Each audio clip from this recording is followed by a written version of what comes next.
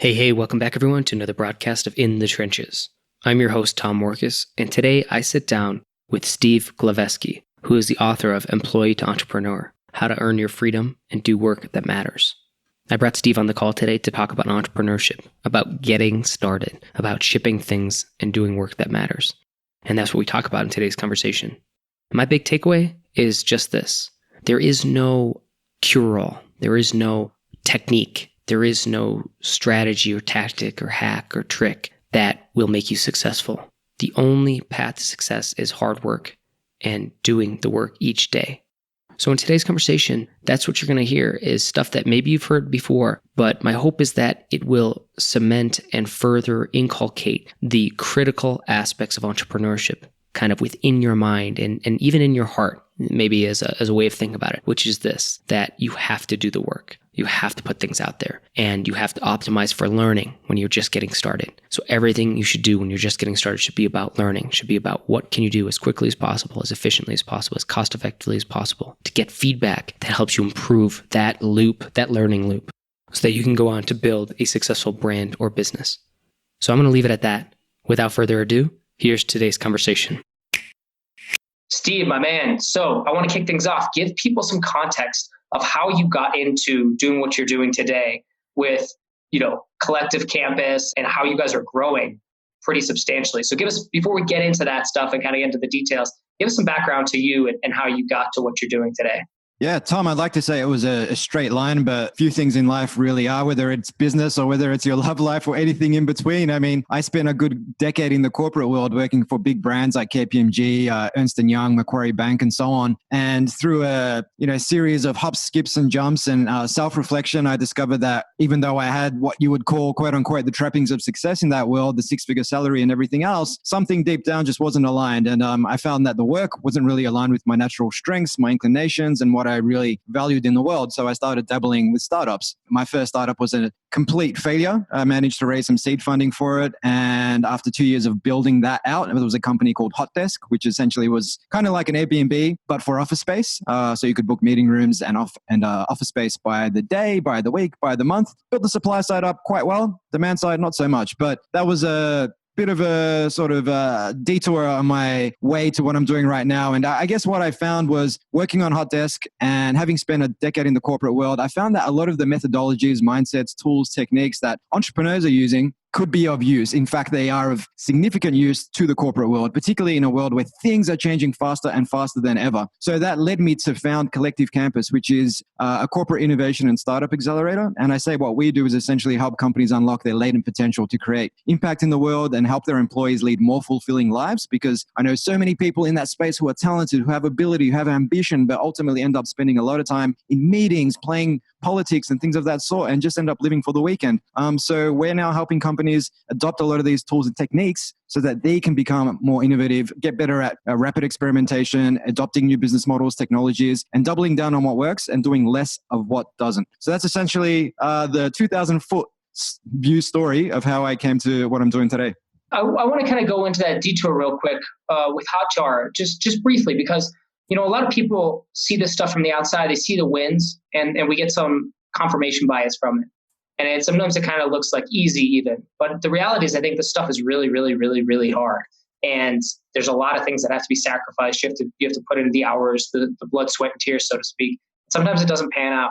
So with this, it sounded like a good idea. Like when you even just described it to me, it sounded like, oh, that's actually really interesting. So what happened? Why didn't it pan out as far as you're concerned? And what was your big takeaway from that? Yeah, so a couple things. What happened with any two-sided marketplace, you need to build supply and demand. And not only that, but you need to align the messaging for the supply side and the demand side. And it all just needs to come together in a business model that makes sense for both parties. So it's really difficult. I like to, when I work with early stage entrepreneurs, I tell them that actually, if you want to build a marketplace, it's about 5 to 10 times harder than building a single-sided business. Now, one of the challenges with Hotdesk was the fact that if you were to book, say, a space using Airbnb. So, for example, I was on my book tour last month. I was in Laguna Beach. It was a beautiful space by the beach down there in Orange County. And I booked this place, but I was there for 4 days. And I'm hardly likely to call up the landlord and say, hey, I quite like this place. I think I'm going to, can I sign a 2-year lease? Nobody I know does that with Airbnb. But with something like a hot desk, if I book a space for, say, a day or a week and I quite like it, I could then liaise directly with the operator of that space. So basically circumventing the platform. So that was happening quite a lot. And unless there was a significant investment in people following up, trying to basically do some debt collecting, it wasn't going to work long term. But not only that, apart from some of the mechanics of the business, I also figured that after 2 years of working on that hot desk journey or on that journey, while I came to the conclusion that yes, I wanted to do more entrepreneurship, this was something that I enjoyed, the autonomy, the freedom, the fulfillment that came with it, the constant learning and challenge. What I didn't really believe in or align with was the underlying purpose. So I didn't really want to be a glorified real estate agent. And I think for anybody who's in entrepreneurship, who's whether they're in the game already or whether they're looking to jump out, like where you truly believe in what you're doing, you're far more likely to play that long game and overcome any of the inevitable setbacks and adversity that you're going to face. So whereas if you don't really believe in what you're doing, it's much easier to just say, yeah, I think I'm going to give up and move on to something else.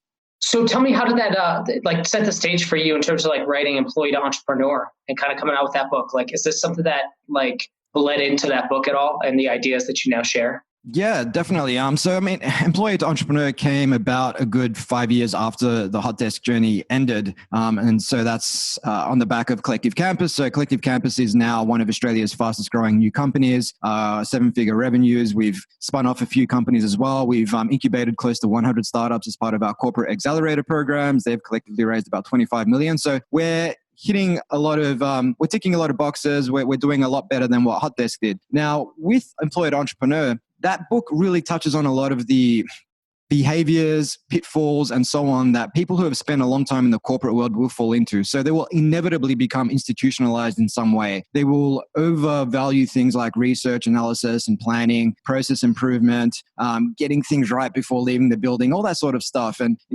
these behaviors, while they serve a purpose in an existing repeatable business model where you're already making money and there's a lot of certainty about who your customers are, your distribution channels, and everything else, they don't make a lot of sense when you haven't got those answers to begin with. So if you're starting a fundamentally new business, you don't know who your customers are, what your product is, what they want, the distribution channel, the marketing channel, and so on, then you're in a space of uncertainty and ambiguity. And so you need to move quickly to figure out what the answers are.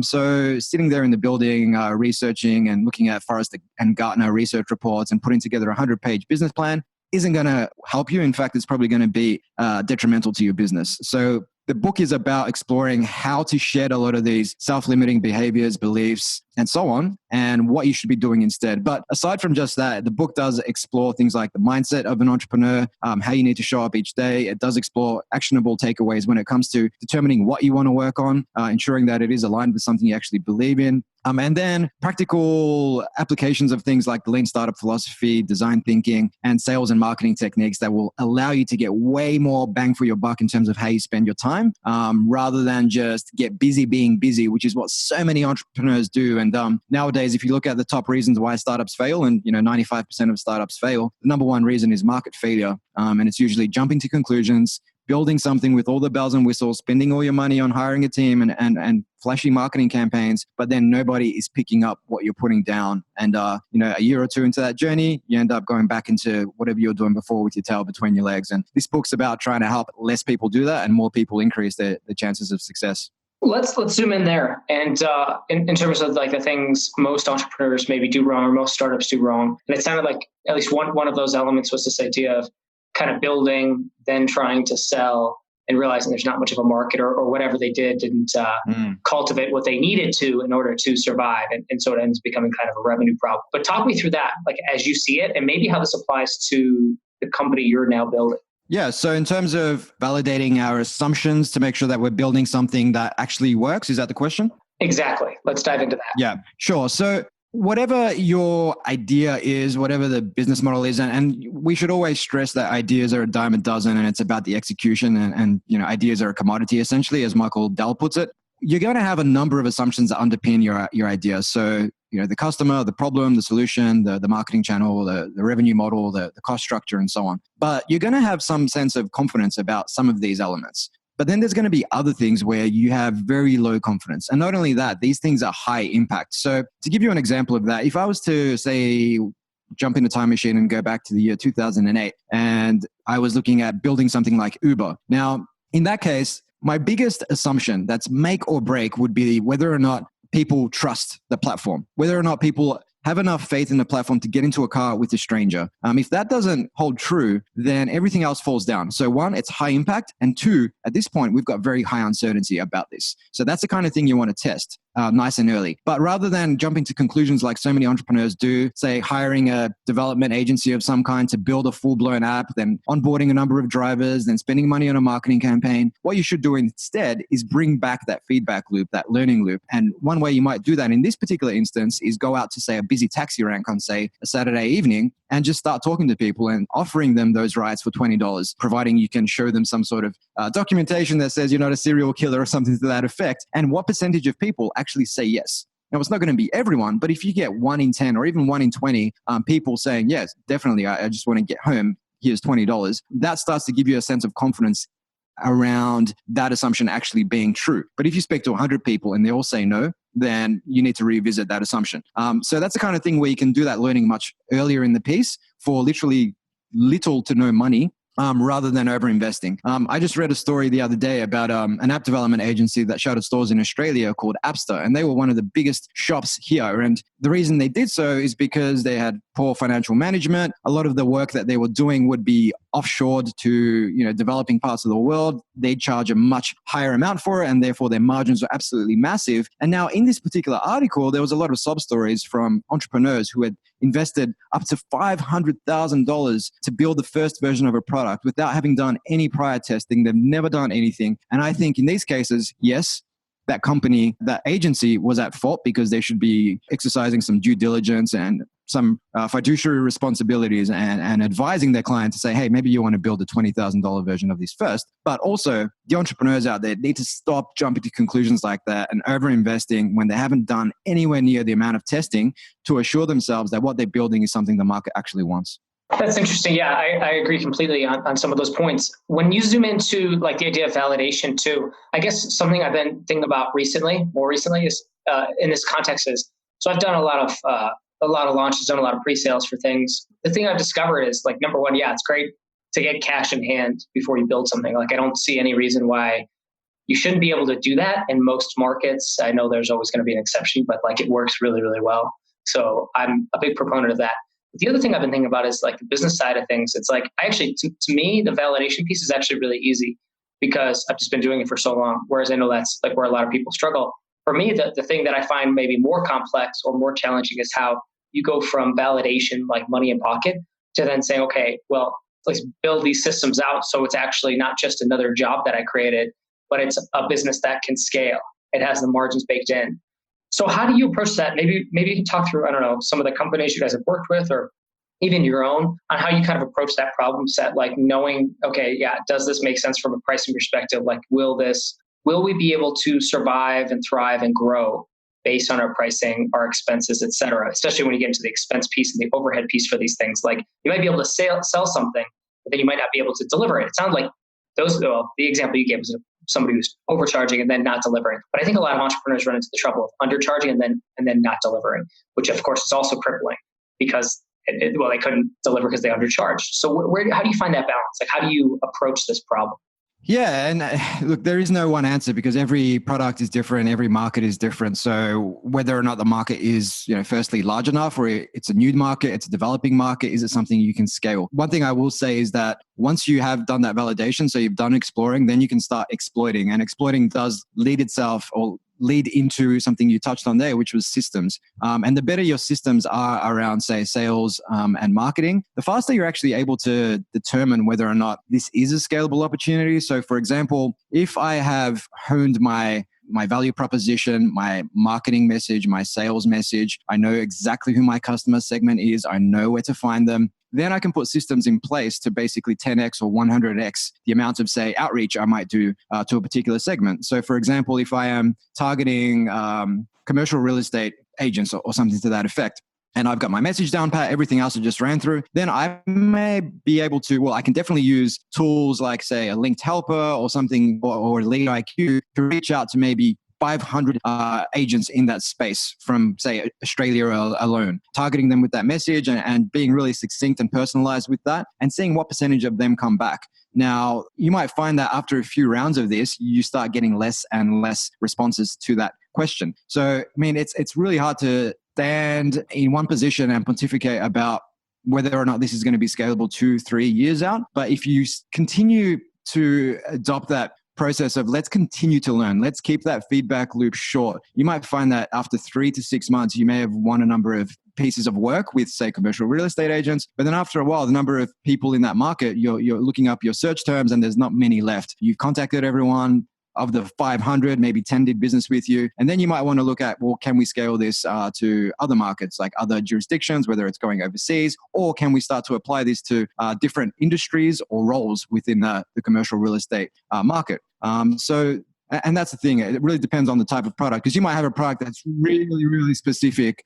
that's purely for, say, paralegals, for example, just to bust out a random role. Or it could be something that can be used across, say, the legal industry, the financial services industry, the FMCG industry. So in our case, what we're selling for corporate innovation services, essentially, we can sell that to lots of different industries. But what we did initially was target all the industries, all the roles, and then identify where the bites are, and then double down on those. And then once we see that those bites start tapering off, then we start transitioning to other roles. And it's about being specific as well. I mean, we create content for specific roles. So for example, if I'm selling something to the insurance industry, then I'll create a role around, we created an ebook called Innovation in Insurance. And then we use that to target, say, heads of innovation in the insurance space. So it's got to be really specific. Otherwise, if you go out there with a general offer, try and be everything to everyone, you end up being nothing to everyone. So yeah, that actually seems, I feel like that's the trend happening right now, that at least that I'm seeing that some companies get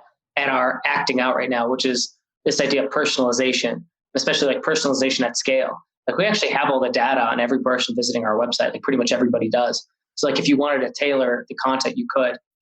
But most people, it's complex. I think it's a complex problem set to think about, at least initially. Plus, I think when people have things working, they just roll with it. But I think that's what we're going to see is in the next 5 to 10 years is this big focus on personalization. The companies that can personalize will win. Like it's wild to me how effective that is. And that actually seems like why startups can be so successful, or at least can be successful in spite of the fact that there's, entrenched incumbents that are, that are entrenched like competitors that already have, X amount of market share. Well, it's because the startup can focus on that really narrow market, a really specific person, kind of one-to-one. What are your thoughts on that? Like you've worked with a lot of startups. Curious, like I know there's probably a large variance depending on like the company and what they're trying to do, but how do you like work with them or I suppose work or plan how they ought to like approach that first customer segment? Like, do you go through any kind of process to figure out, hey, we need to refine the market, or this is too big, too general, or this is too small, too narrow? Like, how do you approach that? Yeah, good question. So, I mean, we usually look at market intelligence or customer intelligence gathering tools. So things like BuzzSumo, for example, even on LinkedIn, you can see trends around what topics are being shared more than others, what's being spoken about more than other things. But one thing we really do is in the initial stages, you can spend a lot of time trying to figure out exactly who they should target to begin with by looking at these intelligence factors. But one thing we do is try and leverage media and new hires, for example. So explore, then exploit. So for example, what I would do is if I was selling, let's say digital transformation or something to that effect, digital transformation services, what I would do, I would set up a keyword tracker in BuzzSumo. So anytime an executive gets mentioned for digital transformation, we would then have an automated backend process that contacts them via, say, LinkedIn and says something along the lines of, hey, Tom, I noticed, I saw the article featuring your good self in the Wall Street Journal talking about digital transformation. Just so happens that that's what we do at Collective Campus. We've worked with XYZ firms. I'd love to talk to you about it. Please schedule a short 15-minute conversation here. Like something like that, because then it's not me guessing where the market is based on some research that I've done, which is all well and good, and you definitely need to do some of that. But by taking that approach, I'm actually responding to market signals. So I know that this company has appetite.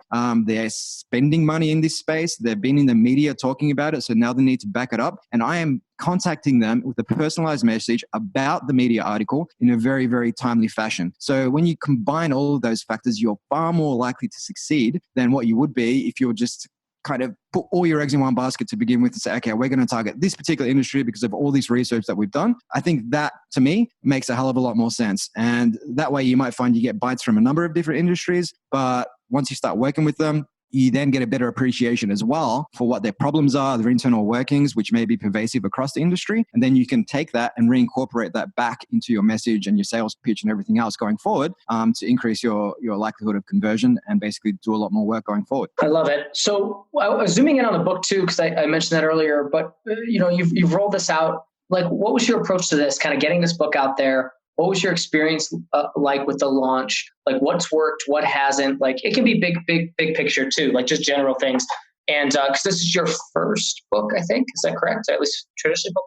Yeah, I mean, I did self-publish a couple of books, but we won't call them real books. This is my first real book because it's been published by Wiley. And look at a couple of things. So firstly, I mean, I, like yourself, I host a podcast. And, a lot of the times people jump into podcasting thinking it's all about direct monetization. Let's get as many listens as possible so we can get some sponsors. And, the reality is less than 1%, I think, of podcasts make enough money to make a living. Podcasters make enough money to make a living off it. But there are a lot of indirect benefits. So in my case, we've had a lot of people listen to the show who went on to become 5 and even a couple of 6-figure clients, for example. But in the case of the book, one, Tim Harford, who wrote The Undercover Economist, he's been a guest on my show 3 times, and we developed a pretty good relationship. And when I told him that I wanted to write a book and get published, he basically sent me a template that he had used to get a nonfiction book deal, which was really, really helpful. And that was step 1. But then step 2, in that book proposal, I needed to include things like endorsements. And so given that I had interviewed people like, say, Adam Grant and Whitney Johnson and all these New York Times bestselling authors, I went back to them and said, hey, Adam, I'm putting together this book proposal. Would you be comfortable giving me an endorsement once it goes live? And he came back and said, yeah, sure. So I put that into the book proposal. So that just made it a lot stronger than what it would have been if I had just started emailing agents without a book proposal, without all these heavy hitter endorsements and said, hey, I'm Steve. I run this company in Australia. I'm keen to write a book about XYZ. So firstly, that got publishers to take me a lot more seriously. But having said that, and let's not fall into the narrative fallacy, because everyone who's had some element of success can look back on their journey and say, yeah, it's because I did X, Y, and Z. Now, that we should never downplay the role that luck plays. Any form of success.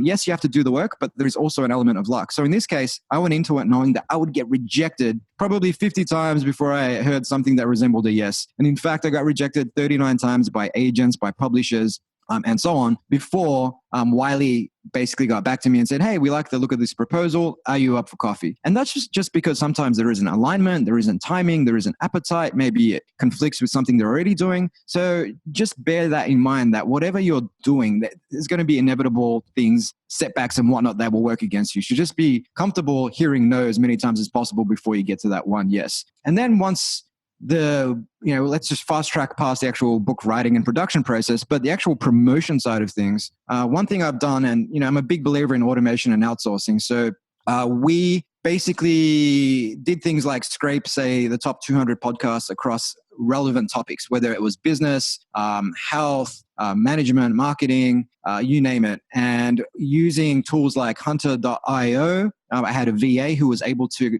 contact or to extract all of the email addresses of different podcasts and podcast hosts across the charts. And then we send out personalized messages to about 800 podcasters. Now, of course, not all 800 will get back to you, but maybe 5%, so 40 will. And these are podcasts that are on the charts, so anywhere between 1,000 to 100,000 listens per episode, if not more in some cases. Now, if you get onto 40 of those, then suddenly you're in front of maybe 1 million or 2 million people versus the good old-fashioned physical book tour where you might get in front of 20 to 50 people at a bookstore somewhere, maybe 5 of which will end up buying the book. And this is all the stuff you can do from the comfort of your own home, like I'm doing right now. So that, I think, has worked really well. And again, unintended byproduct and organic benefit of that has been just the relationships I've made with a lot of podcasters, a couple of whom I'm now working with on a couple of projects. So it is, I've always been a numbers guy, as you can kind of tell, play the numbers and you will get that success rather than trying to guess where the value is up front.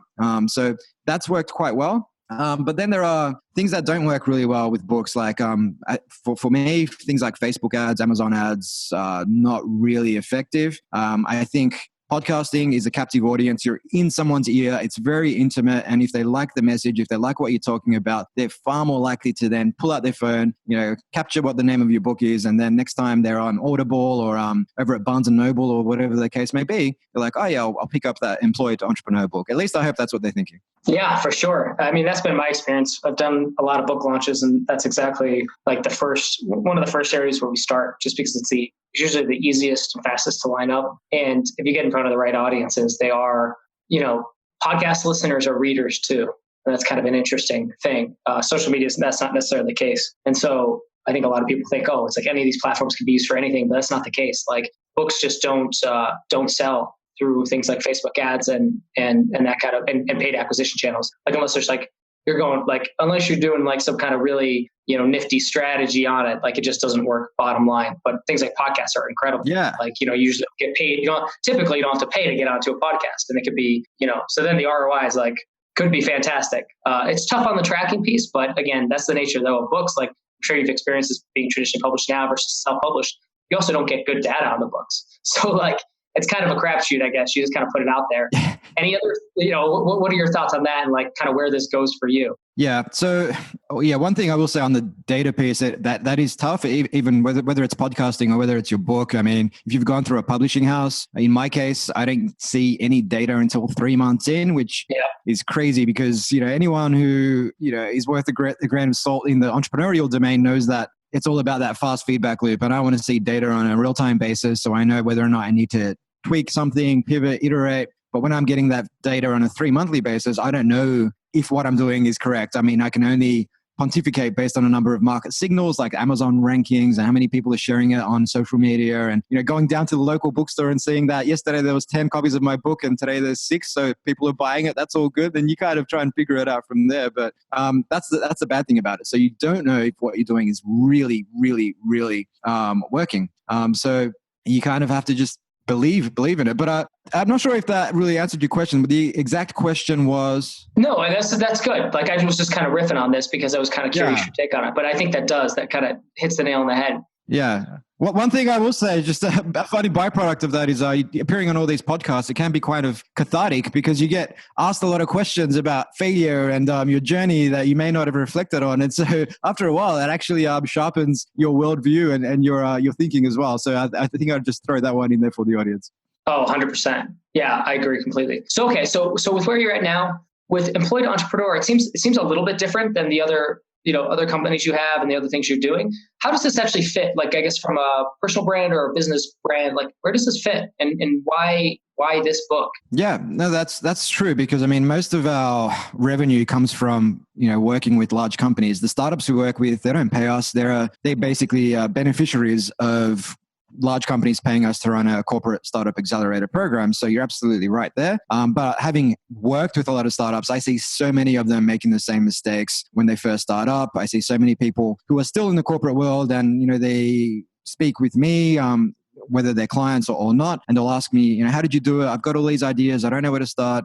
So that's kind of what inspired the book. But in terms of where it goes from here, I don't have, say, a direct product to funnel people into for people who read this book. So it's not like I've got some online course or anything to that effect. So it was more of a personal branding piece for me because now that I have this published book, it's with Wiley, it's been endorsed by Adam Grant, all these things, it's actually created new opportunities for me. One being I recently got published in the Harvard Business Review and the article was called The Case for the 6-Hour Workday. Now, positioning myself when I made that pitch to HBR as a Wiley author definitely helped my case because I had pitched them previously on several occasions and got absolutely nowhere. But in this case, I got published. Now, that article actually got picked up by media outlets all over the world. The Wall Street Journal, the New Zealand Herald, news.com.au here in Australia, Tech in Asia in Singapore, and 60 Minutes want to run a story about it in a couple of weeks' time here in Australia. So it is, like I was saying with podcasting earlier, don't just look at the direct benefit. How many books am I going to sell? Or how many online courses am I going to sell as a result of this book? But what are those organic, indirect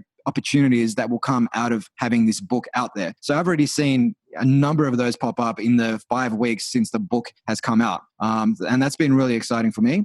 But one thing I will say, I think, people talk a lot about purpose and find your purpose. And I think that purpose is something that's malleable. Like you shouldn't just say, okay, this is what I'm going to do for the rest of my life. So up until now, I've been working with a lot of large companies, but where I can see myself adding more value is transitioning and applying what I'm doing, but more so with a lot more early stage entrepreneurs, whether it's not necessarily startups coming through my accelerator programs, but at scale, entrepreneurs all around the world through books, through podcasts. And that's what I've been doing a lot of. My podcast is about 320 episodes in. I've got the book out now. So it is about how can I create a lot more impact, because the fundamental difference between a large company trying to innovate and an entrepreneur trying to innovate is that one of them has absolutely I wouldn't say no barriers in their way. Capital may be a barrier, but the entrepreneur can just move and get things done. And if they want to test something or build something, they can get started today. Whereas in the corporate domain, they may have the best of intentions, but unless there's senior management buy-in, unless the culture, the policies, the processes, the systems all support it, there's going to be a lot of talk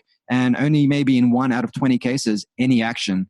So when I reflect on my own sort of purpose and the work that I'm doing, where can I create more impact? It could be working with a lot of corporates, but a lot of the time that could end up, coming to naught just because of the nature of these organizations, which is why we set up the accelerator program. So at least startups can create value for these companies. But if I can do so with more entrepreneurs, then I feel like I can create a lot more impact. And if I can create more impact, then that feeds into my motivation because I can see the value of my work. And I think that's a big piece as well. I talked about purpose alignment earlier to keep you playing the long game, but it's not just purpose alignment, it's also the feedback loop.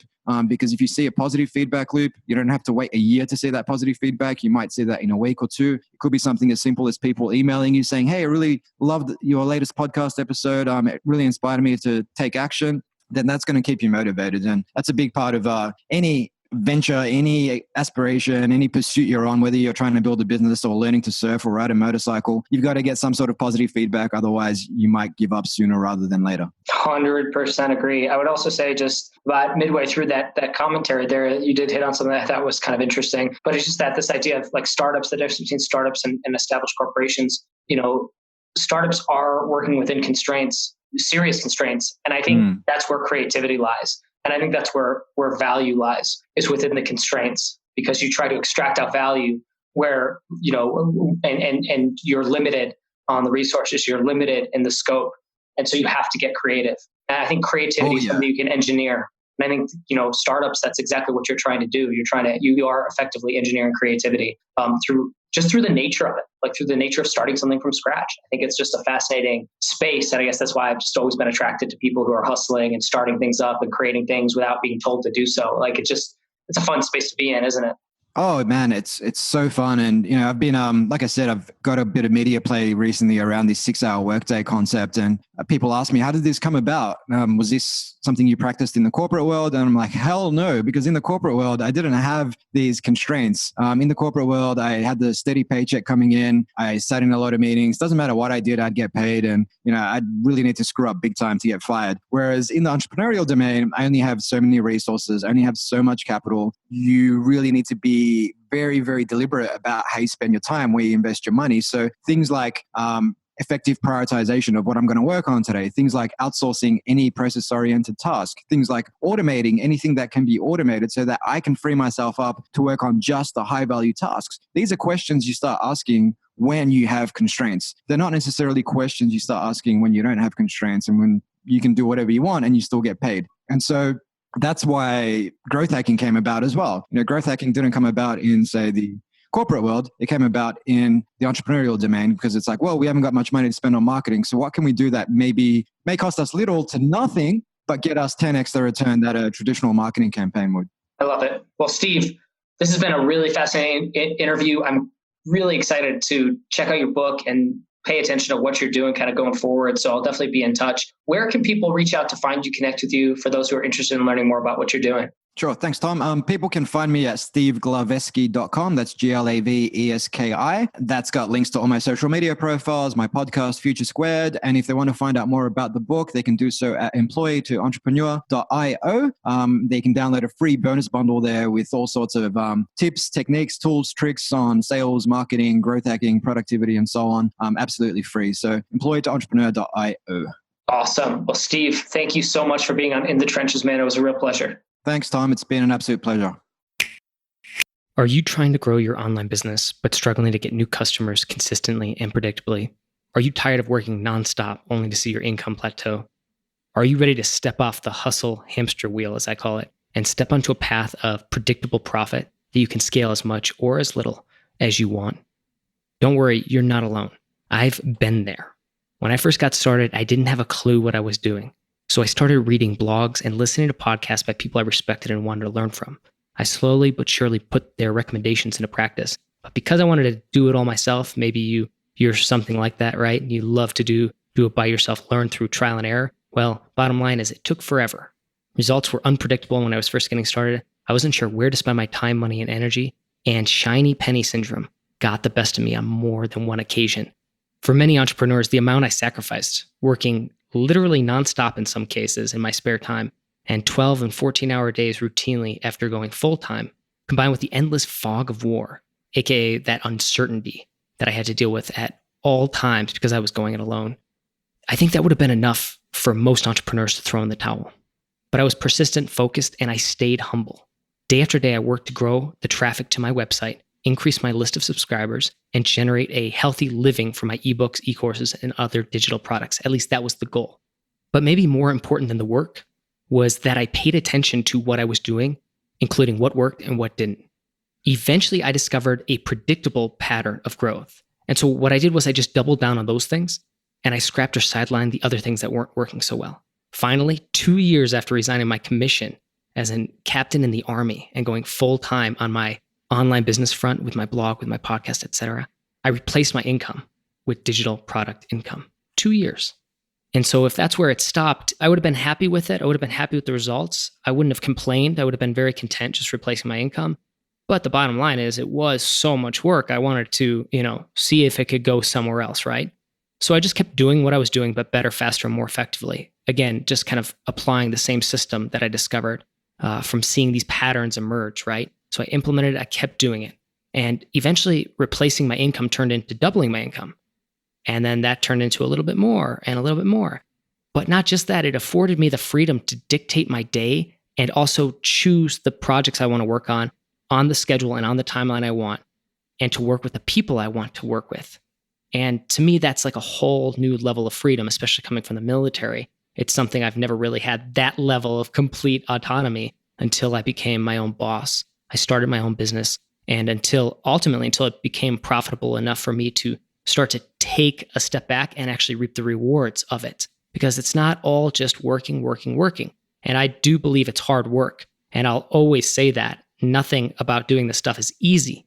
But at the same time, you've got to reap the rewards at some point and take some of that profit, even if you're just reinvesting it into new assets and things like that. Bottom line is, it can't just be work, right? Entrepreneurship and business is about that result that occurs, the value you've created and the profit, that piece of value that you've captured, okay?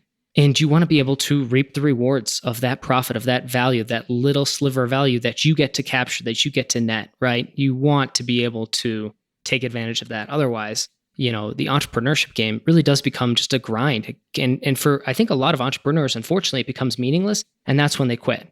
Well, for me, I love this stuff. I really, truly do. I mean, it is my thing. And so that's why I didn't just stop where I was at. I've stayed committed to learning everything I can about all aspects of this online business world and this online marketing world.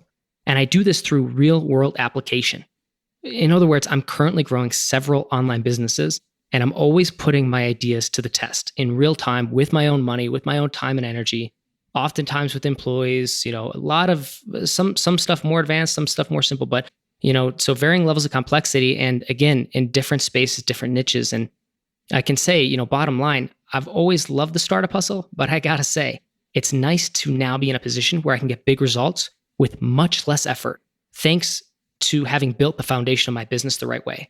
And again, I did it all through trial and error, but I don't think that that's the way that everyone needs to do it. And in fact, looking back on it, if I had to redo it, I don't know if I would. It was so difficult to just go it alone and try to figure everything out by myself.